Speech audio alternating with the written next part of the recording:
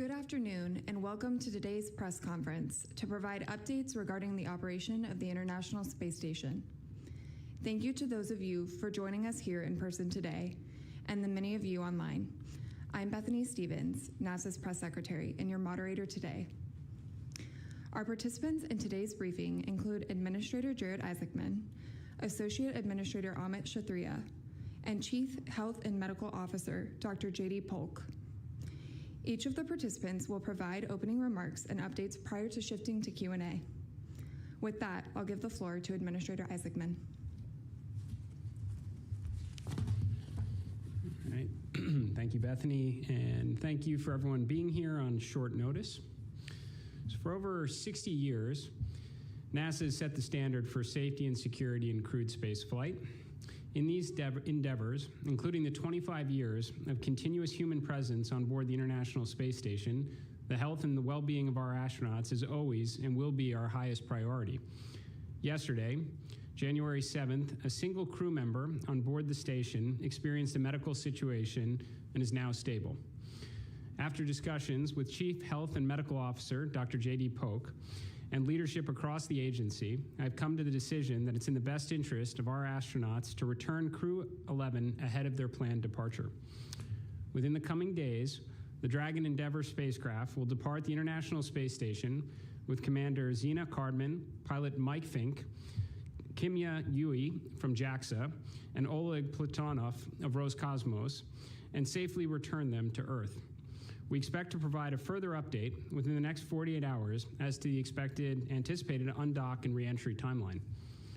Over the last 5 months, Crew 11 contributed to the ongoing operations of the space station, conducted extensive scientific research, completed the majority of their mission objectives, and upheld the standards of professionalism for which astronauts are known.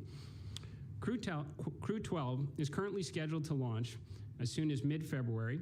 Alongside our international and commercial partners, NASA is evaluating their timeline to include earlier launch opportunities. We will provide more information when it's available. In the meantime, NASA astronaut Chris Williams, having launched to the station on November 27th on Soyuz MS-28, maintains our American presence in space and will support the space station's operations and scientific efforts. NASA astronauts and our teams in mission control and our professionals who train for every possible scenario at every step of the mission, including moments just like this. I'm proud of the swift effort across the agency thus far to ensure the safety of our astronauts, and I know NASA and our commercial partners will successfully bring Crew 11 safely home. And with that, I'll turn it over to Associate Administrator Amit Kshatriya. Good evening. Thank you, sir. I'll be brief. We'll get to Dr. Polk as soon as we can, but I'll just add a few comments. In every discussion over the last 24 hours as we've assessed the situation, crew safety has always remained our highest priority, and as it always is across the agency. We never take shortcuts. We never compromise when it comes to protecting our astronauts. The work accomplished during this period reflects the precision and professionalism of the flight control teams on the ground and the astronauts aboard ISS. Our crews are extensively trained, as the administrator mentioned, to manage unexpected medical situations and other off-nominal events, including onboard training, which we conduct regularly for these situations. Yesterday was a textbook example of that training in action. Once the situation on the station stabilized, careful deliberations led us to the decision to return Crew 11, as the administrator mentioned, while ensuring minimal operational impact to ongoing work aboard ISS.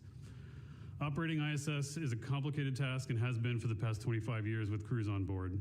The safe operation of the station and the protection of the crew, who are the stewards of station operations, is the hallmark of flight operations and what we are reminded of every day of the unforgiving nature of human space flight. With that, I'd like to hand over to Dr. Polk. Thanks, Amit. First, probably goes without saying, but I'll still reiterate as a physician that I'm not going to speak about any particular astronaut or any particular specific diagnoses. I'd ask that we still respect the privacy of the astronaut. As administrator mentioned earlier, the astronaut is absolutely stable, so I have to reiterate that again. But anytime we have a medical incident, we embark on looking at diagnoses and what we would call a workup to get a differential diagnosis on what's happening with that patient or astronaut on board. And as many of you know, we have a very robust suite of medical hardware on board the International Space Station, but we don't have the complete amount of hardware that I would have in the emergency department, for example, to complete a workup of a patient. And in this particular incident, that the medical incident was sufficient enough that we were concerned about the astronaut, that we would like to complete that workup. And the best way to complete that workup is on the ground, where we have the full suite of medical testing hardware. Now, again, because the astronaut is absolutely stable, this is not an emergent evacuation. We're not immediately disembarking and getting the astronaut down. But it leaves that lingering risk and lingering question as to what that diagnosis is. And that means there's some lingering risk for that astronaut on board. And so always we err on the side of the astronaut's health and welfare. And in this particular case, we are doing the same. And I should reiterate, in our 25-year history of the International Space Station, we've had many models and Monte Carlo analysis models that have said we should have had a medical evacuation approximately every 3 years in that 25-year history, and we've not had one to date. And even in this case, we're erring on the side of caution. Again, it's not an emergent evacuation, but we are erring on the side of caution for the crew member and in their best interest and in their best medical welfare. And with that, I think we will take questions. Is that it, Bethany? Okay. So with that, we will open the floor to questions. So if there's anybody here in the room who would like to ask any questions, we'll open it to y'all first. And if not, I will turn this over to the operator to go to the phone bridge. And we'll go with Kristen Fisher with Endless Void Media. There's a microphone right behind you. Yeah.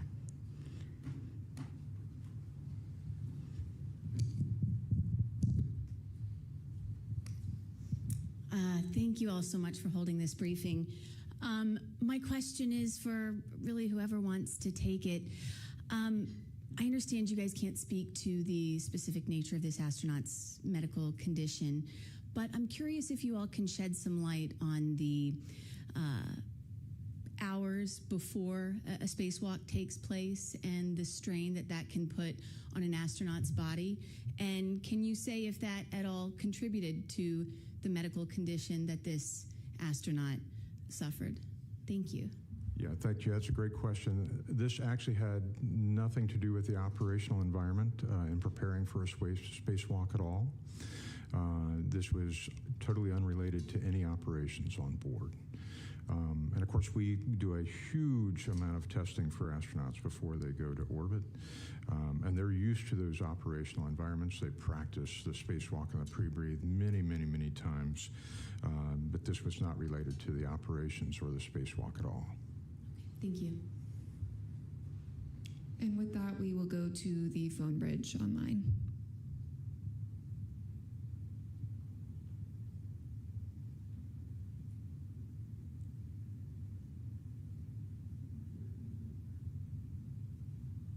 Thank you. We will now begin the question and answer session. If you'd like to ask a question, please press star one. Unmute your phone and record your name clearly. If you need to withdraw your question, press star two. Again, to ask a question, please press star one. Our first question is from Bill Harwood from CBS News. Go ahead, your line is open. Thank you very much. Bill Harwood, CBS News. This is either for the administrator or Amit. Can you move up Crew 12, bring Crew 11 down, and still take care of Artemis 2 in February as currently planned, or would you need some separation between those missions, and might that mean a slip to March for Artemis 2? Thanks. So the question was, if we pull up the timeline on Crew 12, will that have the potential to interfere with our Artemis 2 preparations? These would be totally separate campaigns at this point. We would, as we mentioned before, we're still evaluating what earlier dates would be achievable, if any, for Crew 12. So right now, we're going to look at all of our standard process to prepare for Crew 12 and look for opportunities if we can bring it in while simultaneously conducting our Artemis 2 campaign. There's no reason to believe at this point in time that there'd be any overlap that we'd have to deconflict for. Next question is from Joey Roulette from Reuters. Go ahead, your line is open. Hey, thanks. Question for anyone who can answer it. Can you say if this medical issue is related to an injury that was sustained on the space station? I know we said it wasn't related to any operational environment or operational issues, but was it an injury versus some other type of medical issue? And then also, is there anything you have to do regulatorily with Crew Dragon in order to get it to come home early? Like, you have to work with the FAA for some kind of emergency situation? Thanks. So perhaps I can just hit the second part of that question, and then Doctor, if you want to address the first part. I mean, first of all, this is not an emergency deorbit. We retain the capability to bring astronauts home in a matter of hours if necessary.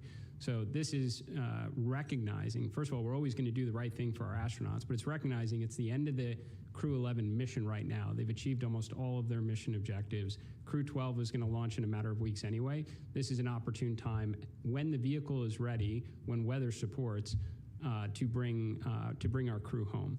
So that's how it's looking. That's why we're going to get back to you in the next couple days as to what that timeline looks like. But it is not an emergency deorbit, even though we always retain that capability, and NASA and our partners train for that potential routinely. And then if you want to address the first part of the question. Yeah, once again, this is not an operational issue. This is not an injury that occurred in the pursuit of operations, if that was the question. But unrelated to the operational environment that we have right now. It's mostly having a medical issue in the difficult areas of microgravity, and with the suite of hardware that we have at our avail to complete a diagnosis. And now we'll move to Stephanie Chin of NHQ. Yeah, hello, thank you. So, two general questions. Would you consider any part of this operation, like especially like unusual, or are there any like special actions that you are able to maybe elaborate on a little bit more? And in a related sense, there's going to be like the Crew Dragon will be absent for a while, and could you maybe also elaborate on like how the remaining crew members will be dealing with this, and how how the return will look like? I'm so sorry. The first part of your question, is it unusual? I'm sorry. Yeah, like is this like especially uncommon, or like? Well, as Dr. Polk mentioned, it's the first time we've done a controlled medical evacuation from the vehicle, so that is unusual.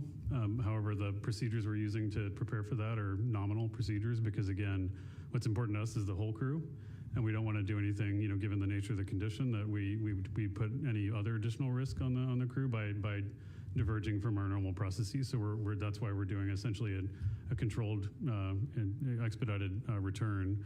So no, from that standpoint, but from the standpoint that we have to do it in general, yes, it is unusual. But your second part? Oh, the Crew Dragon will be temporarily absent, obviously. That's right. And how will the remaining crew members be kind of dealing with this situation? Yeah, that's a good question. First of all, this is one of the reasons why we fly mixed crews on Soyuz and U.S. vehicles, because we want to make sure we have operators for both segments, Russian and U.S. segments, and perform all the nominal maintenance and other capabilities on the vehicle. There are a handful of exceptions in this particular case. In the history of ISS, we've had different crew complements. We flew with 3 crew for many years during assembly, and also during certain anomalous events. So that in and of itself is not unusual. There is, a slightly elevated risk from the standpoint of we will not be conducting nominal or contingency U.S. EVAs, because right now we have a single U.S. crew member on board, and that carries with it, slightly elevated risk of our ability to respond in some cases. But that traded against, with Crew 12 being prepared for launch and our ability to potentially exercise acceleration options, as well as the other contingency procedures we can execute, and we believe that risk trades favorably in order to make sure we get into this safe configuration. Thank you. And now I'll hand it back over to the operator to tend to those who are joining us virtually via the phone bridge. Thank you. Our next question is from Lauren Grouch from Bloomberg. Go ahead, your line is open. Hi, thank you for taking my question. This is for anyone who wants to answer. I'm just curious, will any extra precautions need to be taken to make sure the specific crew member affected will be comfortable and safe during their return to Earth? And are any special precautions being made on board right now in light of this medical issue to make sure that they are safe and healthy? Thank you. Thank you, Lauren. That's a great question. We actually plan for and work towards contingencies with every landing. So there's always emergency equipment. There are always preparations made to make sure all the crew members are in good shape and comfortable. There is no deviation from that or special plan, if you will, that we have to do with this crew member. Again, they are absolutely stable. But we prepare for anomalies or medical issues on every landing. Space flight is a dynamic environment, and certainly splashing down in the ocean is, as Administrator Isaacman knows firsthand. So we always prepare for those environments. We always have a suite of medical equipment and flight surgeons on board the ship, and contingency hospitals ready to go on every landing. So this is no different in that respect. Our next question is from Jonathan Siri from Fox News. Go ahead, your line is open. Yeah, thank you so much for doing this. This is a forward-looking question for Jared Isaacman. As NASA looks ahead to establishing a permanent presence on the moon and long-duration missions to Mars, what in-space medical capabilities would you like to have in place to support crew members? Well, I appreciate the question. I mean, this is what we've been honing our skills on for the last 25 years. So every spacecraft, whether it's Dragon or Starliner or Orion, is equipped with medical kits to treat what we think are the most common medical developments that will happen as a result of being in the microgravity environment. The International Space Station is far more equipped. It has extensive capabilities, which is why we've done such a fantastic job over the last 25 years of caring for our crew members as they've maintained a continuous presence on orbit. So we are doing all of this to continue to learn. We will absolutely learn from this situation as well to see if that informs our future on-orbit operations, whether that be in the space station or our future lunar base that we are pursuing right now, and eventually for deep space missions to Mars. This is why the International Space Station is such a fantastic on-orbiting laboratory for this, for this type of a learning environment. Our next question is from Denise Chow from NBC News. Go ahead, your line's open. Hi, thank you for taking my question. Just for whoever is able to answer it, I was just wondering if someone could provide any kind of insight into how the entire crew is feeling. I understand astronauts are trained for all sorts of contingencies, but given that this is quite rare and unusual, I'm just wondering how the disposition of the crew members. Thank you. I think we can all probably weigh in because we've all been having communication with the flight controllers, and I've spoken to crew members as well quite recently. This is exactly what our astronauts train and prepare for.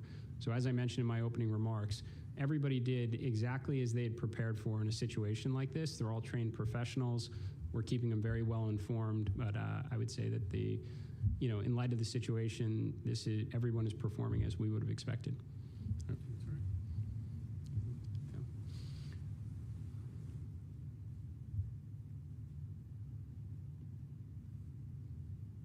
We can continue online with the phone bridge. Our next question is from Eileen Klautz from Aviation Week in Space Technology. Go ahead, your line is open. Thanks very much. It's Irene Klautz. Are you planning any changes in the splashdown convoy and any changes also in just the deorbit and splash procedures? Would you be activating any additional sites to avoid weather delays or anything else you might be thinking of at this point? Thanks. Irene, my understanding of the situation right now, we are planning for what would, other than the fact that we have pulled forward the timeline, a completely nominal deorbit. So we would still be targeting the same approved splashdown locations. We already prearranged various medical facilities as a standard, as part of our standard operating procedure, as the doctor explained previously. So we always retain the capability for an emergency deorbit. And I think that does speak to the situation and our confidence of how we're managing the situation. Is this is not an emergency deorbit where we would consider other than our pre-planned site. So right now we're looking for the correct opportunity to use our existing landing sites, our existing recovery vessels alongside our partner.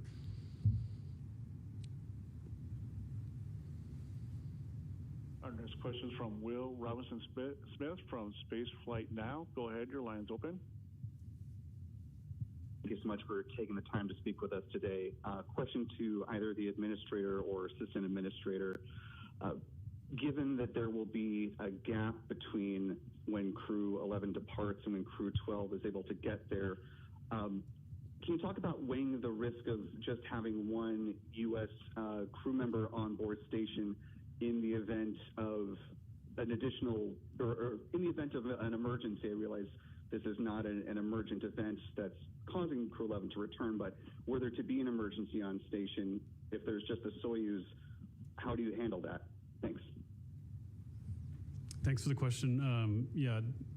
Having a single Soyuz on board ISS is a config we're very familiar with. As I mentioned earlier, we flew space station that way for many, many years. We always protect for in the event of a subsequent failure on the vehicle that we would be able to bring that crew home safely, and the vehicle is very autonomous and robust and can be configured in a way to support uncrewed operations as needed. So from that standpoint, that additional risk compared to how we've flown in the past is well understood. we generally do, and we like to have U.S. EVA capability at the ready to respond to additional failures. And in those particular cases, we would have a delayed response to one of those significant failures if we had them on board. That, of course, the vehicle is very fault tolerant, so not only we would have to have a major subsequent failure, but then a failure after that before we had a real contingency on board ISS, which is why, as we evaluated the situation, we decided it made a lot more sense to protect for a situation that we knew was something we needed to deal with, rather than something of a likelihood that we deemed lower than normal. And also the crew on board, both Russian and American, are well trained to operate in the environment that they're in and can operate the nominal systems, the nominal research per the plan until their crewmates arrive on Crew 12.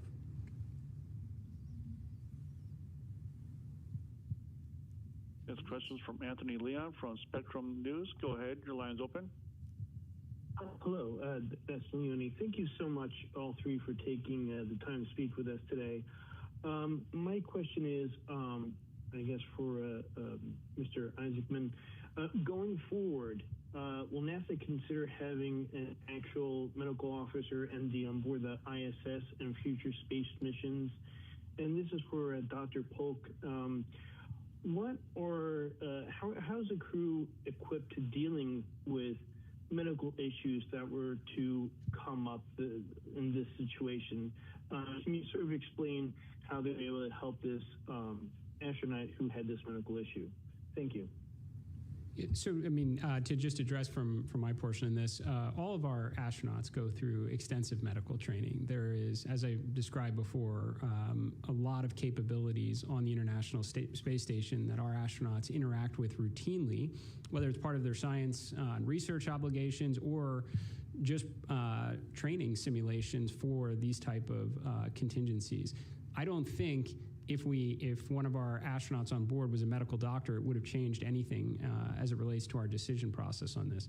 I think that speaks to their level of training. Also, our teams on the ground. We have flight surgeons, and not to mention numerous other surgeons and doctors that are available to weigh in on these type of situations. So, I mean, I think simply put, if you have enough people in a challenging environment of microgravity for now approaching, or exceeding a quarter of a century, certain situations will develop that almost regardless of the on-orbit capabilities, you're gonna take the correct action to bring them home.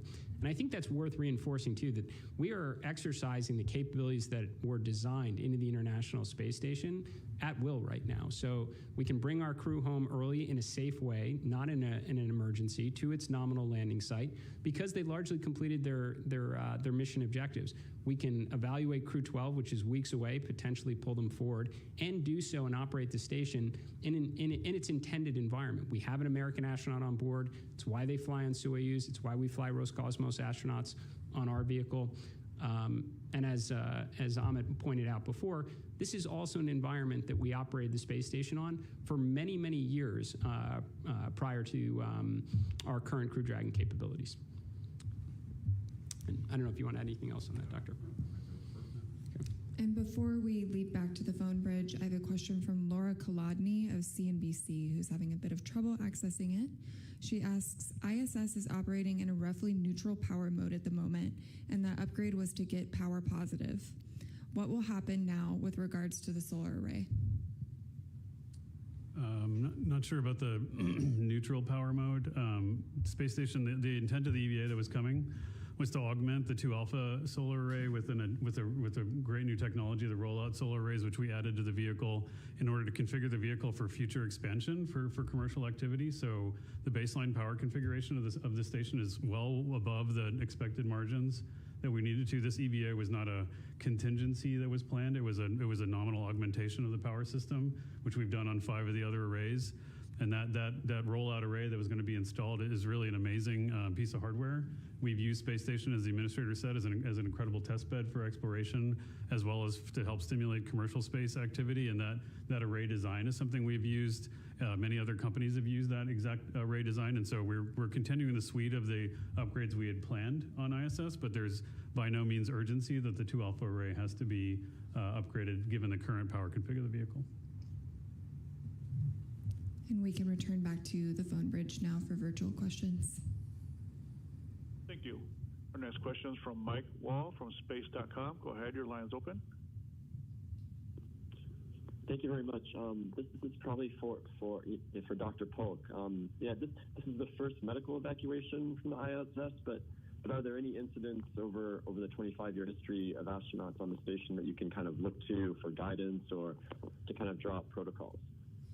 Yeah, actually, we've had a host of different things that we have treated on orbit, and fortunately for us, we've had equipment and medications and things to be able to handle all of those, such that we were able to complete the treatment and or the diagnosis on orbit over the last 25 years.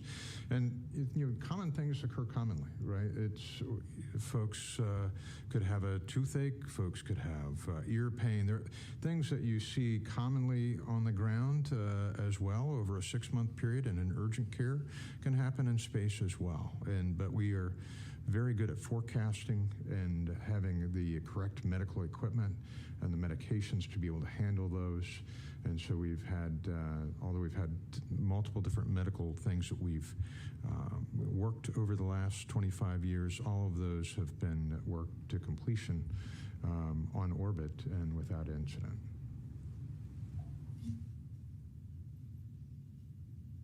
Next question is from Marina Corin from Freelance Journalist. Go ahead, your line's open. Hi, thank you. This question is for Dr. Polk. Could you give us a sense of what the affected crew member will experience over the next couple of days? Have they been told to stop working? How often will they be talking to medical personnel on the ground? And will any of the crew members be asked to provide them with medical support? Thank you. I couldn't hear that either. The question was if we are monitoring the crew member, are we restricting any of their activities, such? That's all. Yeah, I won't really go into a lot of detail on that one because I think that gives maybe too much detail to allude towards a diagnosis or skirts up close to the privacy aspects. Certainly the crew surgeons are monitoring the crew member and they will amend or alter anything that they see fit on the crew member if they need to. But the crew member, again, is absolutely stable. And so, I don't foresee massive changes to the timeline or their activities.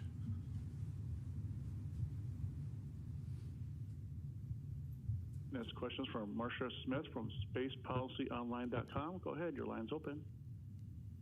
Thanks so much for taking my question. I'm guessing this is probably for Amit. I'm curious, so Chris Williams is going to be the only American up there, and he's going to have the whole U.S. segment to look after. And I'm curious, are there certain experiments or something you're going to have to set aside because he's the only one there? And have the Russians been trained at all on the American segment that they could help him out if necessary? Yeah, thanks. Great question. There will be some. Of course, a full complement crew can do a lot more work, and so in terms of the amazing research we do on the vehicle, so we will have to adjust the timeline for that single crew operation. But Chris is trained to do every task that we would ask him to do on the vehicle. Of course, we also do a lot of the operations of the vehicle from our various control centers all over the world, including commercial control centers that operate a lot of our research payloads. So he will have thousands of people looking over his shoulder like our crews do all the time to help sure that they continue the groundbreaking science. To your question about the Russian crew members, historically we had in the past we had trained the Russian crew members to higher levels in terms of their ability to operate uniquely on their own U.S. systems. That is that's something we used to do in the past, and we kind of put that aside as we swelled the size of the U.S. crew complements. But the Russians that are on board with him, first of all, they've trained tightly together. They're a great team. They work really well together. But they also have qualification to operate the U.S. systems in an advisory mode or an assistant mode, and can, if needed, be called upon with the assistance of MCC Houston or MCC Moscow to assist in any operations. Next question is from Ryan Kenton from NASA Spaceflight.com. Go ahead, your line's open. Thanks very much for doing this, Ryan Caton, NSF. For the administrator, in your opening remarks, you mentioned that you made the decision to bring the crew home early. I was just wondering if you could provide any information as to why you made that decision, of course, if you were able to, while remaining anonymous. Thank you. I'm sorry, can you did you ask at what point in time that decision was arrived at? I was just wondering if you could provide any information as to why you made that decision specifically while remaining anonymous. Generically asking whatever is straight. I think we addressed that. Yeah. I'm sorry. Thank you for that. I think no matter what, at any point or any phase of the expedition, had the situation presented itself, we would arrive at the exact same conclusion. I will say that it certainly made it that much easier and faster when you already have a crew that has done a fantastic job at achieving their on-orbit objectives. You have Crew 12 that's quickly approaching to launch. So I think that made it very easy from our perspective to trade the crew complement on orbit for just a matter of weeks longer versus ensuring that our crew is down here on Earth where they can get the best possible care and treatment if required. I think we have time for just a couple more questions, so I'll turn it back over to the phone bridge. Our next question is from Robert Perlman from Collect Space. Go ahead, your line's open. Thank you. For the administrator and for Dr. Polk, first, because it involves crew members from other countries, was JAXA and Roscosmos, did they need to sign off on the plan to come home early, or were they consulted at all? And for Dr. Polk, you mentioned, or it's been described that the crew member was stable. Was he or she always in a stable condition, or were there any actions needed to be taken aboard the space station, if you could say, without going into detail, that arrived at them being in a stable condition? So first, with respect to our international partners, I think JAXA held a news conference earlier today where they were able to speak about some of the information we put out. So I think that just speaks to the communication and the sharing of information that's been taking place across what is the International Space Station. So I think they've been, lockstep with us the entire journey. Will continue to be as we evaluate the exact deorbit timeline for the vehicle. And as we consider possibilities as it relates to the Crew 12 mission. And with that, Doctor. Yeah, I think the administrator covered this earlier, but I won't go into specific details about the medical incident itself, but the crew is highly trained and they came to the aid of their colleague right away. And that's part of why we do that training, and we do it with every increment. Next question is from Manuel Mazzanti from Exploración Espacial. Go ahead, your line's open. Thank you so much. Manuel Mazzanti from Exploración Espacial. A question for Administrator Isaacman. I wonder if you can provide more details. If this decision was consensual with a crew member that was not feeling well, and now that the decision, that the situation is stable, I don't know if this crew member was insisting on staying. I'm feeling well, I want to stay up to the remaining of the mission, and then unilaterally NASA decided, no, is it better for all of you to come back earlier? Can you provide more details on that decision? Thank you. So I think, as we mentioned before, obviously this was a serious medical condition. That is why we're pursuing this path. Crew member is stable, as we mentioned. We're not electing an emergency deorbit, but obviously, as we've already communicated, the capability to diagnose and treat this properly does not live on the International Space Station. And I think there's pretty broad agreement across our experts here on the ground, as well as the crew members in space. So I think there's complete alignment around that point. And we have time for just one more question, so we will toss it to the phone bridge for David's question. Our last question is from David Curley from Full Throttle. Go ahead, your line's open. Dr. Polk, I know you're in the middle of an incident. A little early to talk about lessons learned, but we've talked about diagnostics. Have you decided, are there diagnostic tools? Is there something that's coming with AI that might help with this kind of situation in the future? What are you thinking about beyond this incident?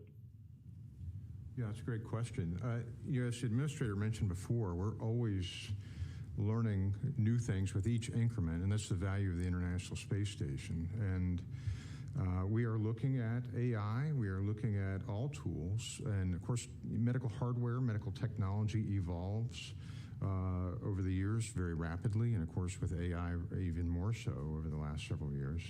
And so we're looking at all potential technologies, including AI, to augment the crew's health and safety, especially as we get to Moon and Mars. And that'll be the advantage to the Moon as well, as to use it as a test bed for many of these technologies on our way to Mars. And with that last question, I will turn the floor over to Administrator Isaacman for any closing remarks. I appreciate everybody responding and being on site and with good questions right now. As I mentioned before, we are exercising the capabilities that we have pioneered over the life of the International Space Station. We have the ability to bring our crew member home under these circumstances in a very planned and controlled way. We have the ability to evaluate Crew 12 and their timeline and look for opportunities to potentially pull that forward if required. The International Space Station, and the way we design our crew complements between the vehicles, is meant for this type of circumstance. That's why we will retain an American crew member to interact with the American segments, and that's also why we fly Russian and international crew members on our vehicles. So this is proceeding exactly as designed. This is how we train for these type of situations routinely. And what you're seeing right now is NASA communicating and being as transparent as we possibly can. And as soon as we have updates as to the next big milestones are going to be determining our reentry timeline, we will be the first to share it with you, and we will do the same with respect to our Crew 12 timeline. And thank you. And that concludes today's briefing. Thank you.